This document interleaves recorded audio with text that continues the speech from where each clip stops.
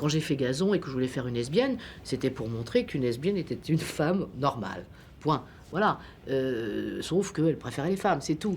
Donc, ce qu'on connaît mieux, on en a moins peur. On a tous, c'est pas une réplique, c'est une intervention de vous, on l'a tous dans la tête maintenant, c'était, puisque vous êtes un peu mobilisés et pour les sans-papiers et pour les mal logés. Qu'est-ce qu'ils foutent? Qu'est-ce qu'ils foutent tous les mecs du PS qui veulent nous... Qu'est-ce qu'ils foutent? Voilà, ça m'énerve. Parce qu'on est seuls. Que eux, leur boulot, c'est d'être dans l'opposition. Elle est où l'opposition? C'est nous l'opposition. Vous savez, j'ai dit ça d'une manière tout à fait spontanée, et puis c'est devenu une espèce de leitmotiv dont je pensais pas un instant imaginer que ça prendrait ces proportions-là. Moi, j'ai pas envie de tirer sur le PS, j'ai pas envie de dire du mal tout le monde en dit, et j'ai pas envie d'en rajouter.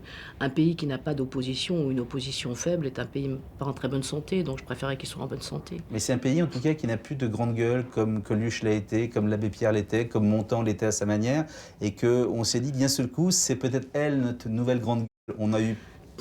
Bah si, il y a une grande... C'est Dieudonné, excusez-moi. On a des grands... Pas forcément du côté que l'on voudrait, mais... Non, je me sens pas dans le rôle.